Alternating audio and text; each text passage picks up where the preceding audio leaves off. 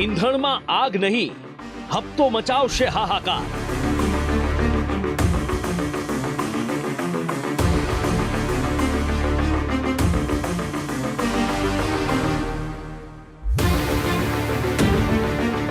મોંઘવારીએ શોધી લીધો વધુ એક માર.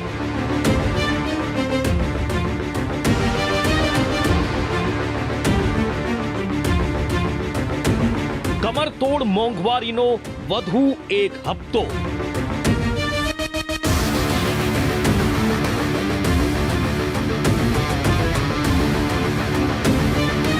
મોંઘવારી સામે મૌદ્રિક નીતિનું મંથન.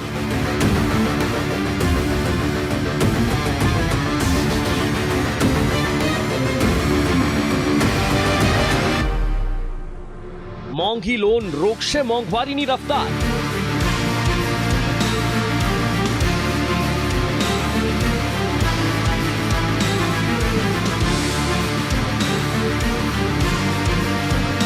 વધતા રેપો રેટ વધારશે મુશ્કેલી.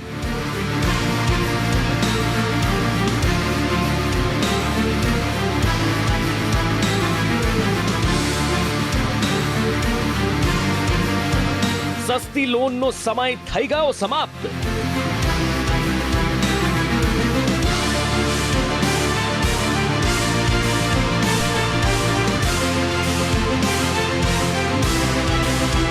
મોંઘવારીનો માર, ક્યાં જશે જનતા?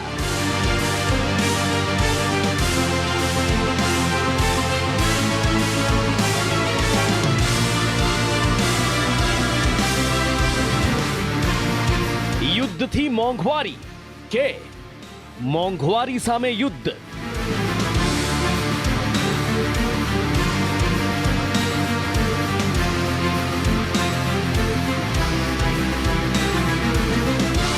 હવે તો દરેક લોકોના સપના થશે મોંઘા.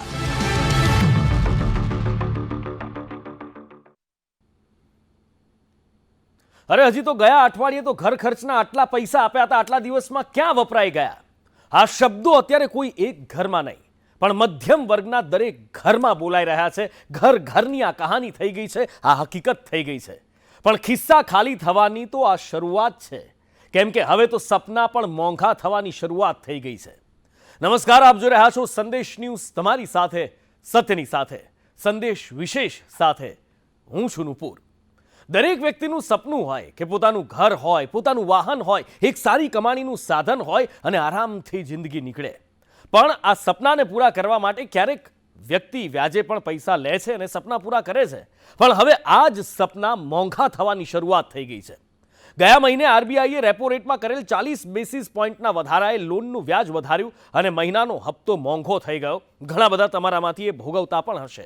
અને હવે ફરી એકવાર આરબીઆઈ મોંઘવારી પર મૌદ્રિક નીતિનું મંથન કરી રહી છે અને બીજા મહિને ફરી રેપો રેટ વધારવા કે નહીં એની ચર્ચા ચાલી રહી છે. આરબીઆઈ રેપો રેટ વધારે છે કે નહીં તેની જાણ તો બુધવારે થશે. પણ આરબીઆઈના નિર્ણય પહેલા જ 3 બેંકોએ વ્યાજ દરોમાં વધારો કર્યો અને લોન ધારકોના સપના મોંઘા કરી નાખ્યા.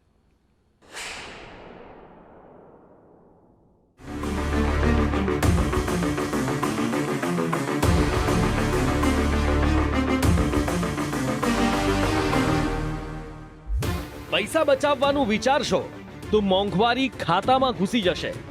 બહાર રેસ્ટોરન્ટમાં જઈને પૈસા ખર્ચીશું તો મોંઘું પડશે. કદાચ જો તમે આવું વિચારતા હો અને ઘરમાં બેસીને ઘરનું જમતા હશો તો રિચાર્જમાં પણ મોંઘવારીનો હિસાબ કરવો પડશે. ત્યારબાદ કદાચ એવું વિચારશો કે ફોન પર વાત કરીને સમય પાસ કરી લઈએ તો ત્યાં પણ રિચાર્જ કરવામાં મોંઘવારીનો હિસાબ તો કરવો જ પડશે. અને છેલ્લે જો એવું વિચારશો કે છોડો બધું, ભગવાનનો દીવો પ્રગટાવો, તો ત્યાં પણ માચીસથી દીવો સળગાવવો પણ હવે તો મોંઘો સાબિત થશે. કેમ કે મોંઘવારીનો વધુ એક હપ્તો આવવાની તૈયારી છે. અત્યાર સુધી મોંઘવારીનો એક જ માર્ગ હતો જે સૌથી જૂનો અને જાણીતો હતો કે ઈંધણ એટલે કે પેટ્રોલ, ડીઝલ, સીએનજી, રાંધણ ગેસ વગેરે વગેરેના ભાવ વધતા જીવન જરૂરી દરેક ચીજ વસ્તુ મોંઘી થતી. પણ મોંઘવારીનો આ હપ્તો નવો છે. કેમ કે ના તો અત્યારે એલપીજી સીએનજીના ભાવ વધ્યા છે કે ના પેટ્રોલ ડીઝલના ભાવમાં વધારો થયો છે. તેમ છતાં મોંઘવારીનો આ હપ્તો દરેક વ્યક્તિના ખિસ્સાનો ભાર વધારનારો સાબિત થશે, કેમ કે આ મોંઘવારી વાયા બેંક માર્ગે આગળ વધી રહી છે. આપણને સૌને ખબર છે કે ગત મહિને આરબીઆઈએ રેપો રેટમાં 40 બેસિસ પોઈન્ટનો વધારો કર્યો હતો અને ત્યારબાદ એક બાદ એક બેંકોએ હોમ લોનના વ્યાજદર વધારવાનું શરૂ કર્યું. ત્યારે સવાલ થવો સ્વાભાવિક છે કે આખરે બેંકના રેપો રેટ એટલે કે વ્યાજદરના વધારા સાથે મોંઘવારીને શું લેવા દેવા, કે પછી આ વ્યાજદરનો વધારો સામાન્ય માણસ પર શું અસર કરશે? સવાલ વ્યાજબી છે અને એટલા માટે જ એનો જવાબ જાણવો પણ એટલો જ જરૂરી છે.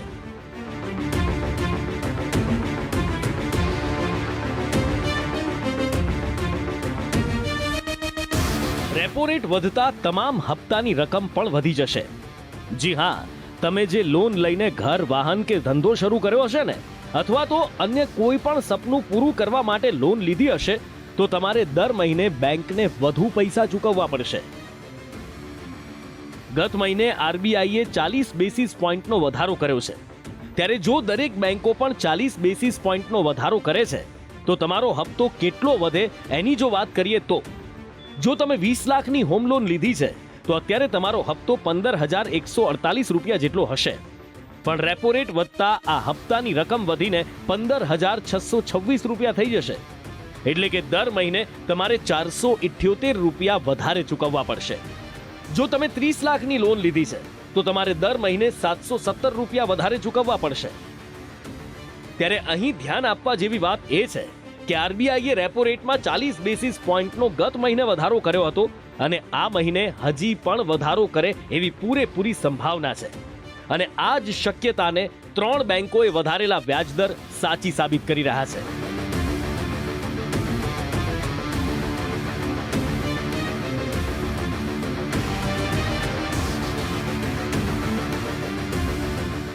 મે મહિનામાં આરબીઆઈએ ઇમરજન્સી બેઠકમાં રેપો રેટમાં વધારો કર્યા બાદ મોટા ભાગની બેંકોએ વ્યાજદરમાં વધારો કર્યો અને ફરી એકવાર આરબીઆઈ રેપો રેટ વધારે તેવી શક્યતા છે, જેના કારણે બેંકોએ અત્યારથી જ વ્યાજદરમાં ફરી વધારો કરવાનું શરૂ કરી દીધું.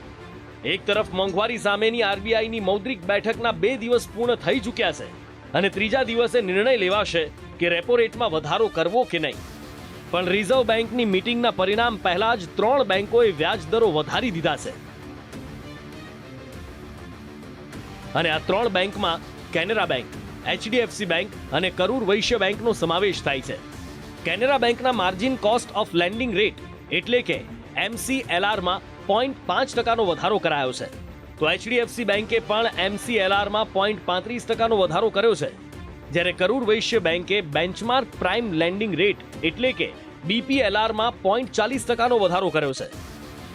જેના કારણે આ બેંકો પાસેથી લોન લેનાર તમામ લોન ધારકોએ આવતા મહિનાથી હપ્તો વધારે ચૂકવવો પડશે.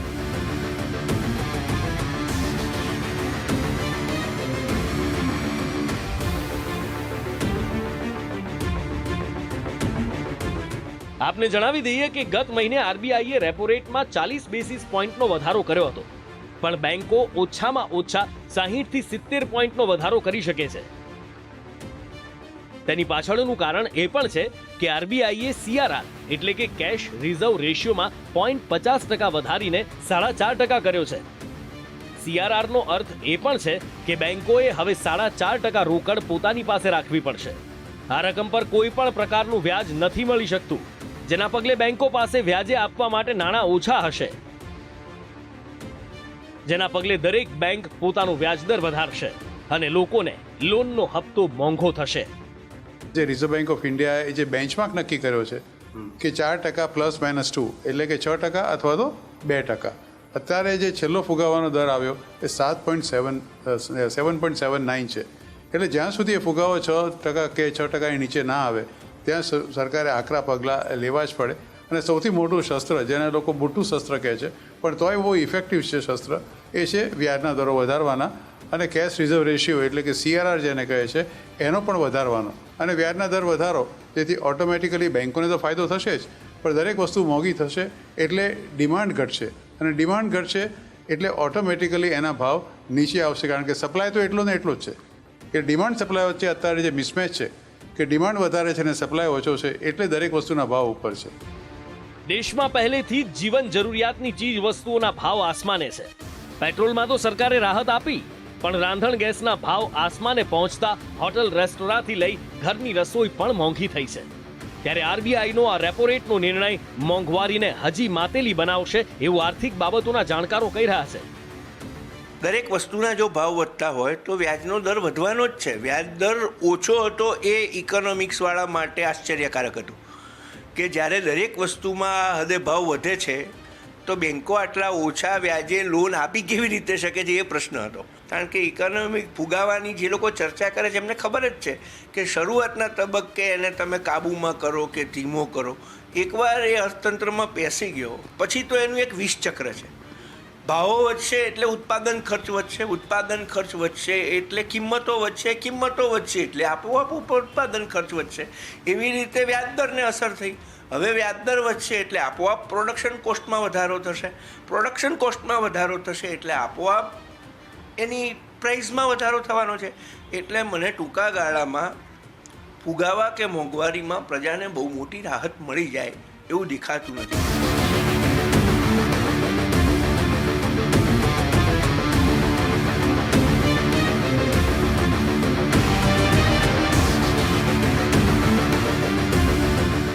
ટૂંકમાં કહીએ તો વ્યાજદર વધવા એ મોંઘવારીને વધુ વિકરાળ બનાવવાનો માર્ગ સાબિત થઈ રહ્યો છે. પણ આરબીઆઈનું માનવું છે કે ફુગાવો એટલે કે મોંઘવારી પર કાબુ મેળવવા માટે વ્યાજદર વધારવા જરૂરી છે. અને આ જ ઉદ્દેશ્ય સાથે મે મહિનામાં રેપો રેટ વધાર્યા બાદ આરબીઆઈ વધુ એકવાર રેપો રેટ વધારવા કે નહીં એનું મંથન કરી રહી છે. અને એનું પરિણામ બુધવારે દેશ સમક્ષ જાહેર કરાશે. આરબીઆઈના નિર્ણય પર અત્યારે વિશ્વાસ કરવો મુશ્કેલ છે, કેમ કે માર્કેટ એક્સપર્ટ્સ આરબીઆઈના નિર્ણયને યોગ્ય ગણાવી રહ્યા છે, જ્યારે કે આર્થિક બાબતોના જાણકાર તેને મોંઘવારી વધવાનું કારણ ગણાવી રહ્યા છે. 36 કે 46 રૂપિયાનો સ્ટીલનો કિલોનો ભાવ એ વધીને આજે 86 રૂપિયા થઈ ગયો.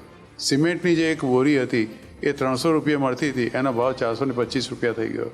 એટલે કે દરેક ભાવમાં જ્યારે વસ્તુના ભાવ વધે ત્યારે દરેક વસ્તુની કિંમત વધે, અને દરેક વસ્તુની કિંમત વધે એટલે બેંકોને તો ફાયદો થશે જ, પણ દરેક વસ્તુ મોંઘી થશે એટલે ડિમાન્ડ ઘટશે, અને ડિમાન્ડ ઘટશે એટલે ઓટોમેટિકલી એના ભાવ નીચે આવશે. કારણ કે સપ્લાય તો એટલો ને એટલો જ છે કે ડિમાન્ડ સપ્લાય વચ્ચે અત્યારે જે મિસમેચ છે કે ડિમાન્ડ વધારે છે અને સપ્લાય ઓછો છે એટલે દરેક વસ્તુના ભાવ ઉપર છે. કારણ કે વ્યાજદરની અસર રિયાલિટી સેક્ટરમાં સીધી પડવાની છે. બિલ્ડિંગોના ભાવ વધવાના છે, રો મટીરિયલ્સના ભાવ વધવાના છે, ખાસ કરીને ઇન્વેસ્ટમેન્ટ મોંઘું થવાનું છે. અને એ મોંઘું ઇન્વેસ્ટમેન્ટ નાના ઇન્વેસ્ટરોને બહુ અસર કરે. મોટા જે 1000 કરોડના ઇન્વેસ્ટ કરે છે ને એમના કરતાં નાના ઇન્વેસ્ટરો વ્યાજની ગણતરી વધારે કરતા હોય છે. એટલે એ લોકો તરત ડિસિઝન મેકિંગ ઉપર એની અસર પડશે કે મારે રોકાણ કરવું કે ના કરવું. એટલે આપણે આશા રાખીએ કે એની બહુ પ્રતિકૂળ અસરો ન પડે, અને આ એક કુદરતી વ્યાજનો દર વધારો છે એ આ મોંઘવારીનો જે દર ચાલે છે એમાં ભળી જાય, પણ ઘટવાની વાત કોઈ સંજોગોમાં ટૂંકા ગાળામાં આપણને દેખાતી નથી. ત્યારે સવાલ એ જ છે કે વ્યાજ દરમાં વધારો મોંઘવારીને રોકી શકશે કે મોંઘવારીને વધુ માતેલી બનાવશે? બ્યુરો રિપોર્ટ, સંદેશ ન્યૂઝ.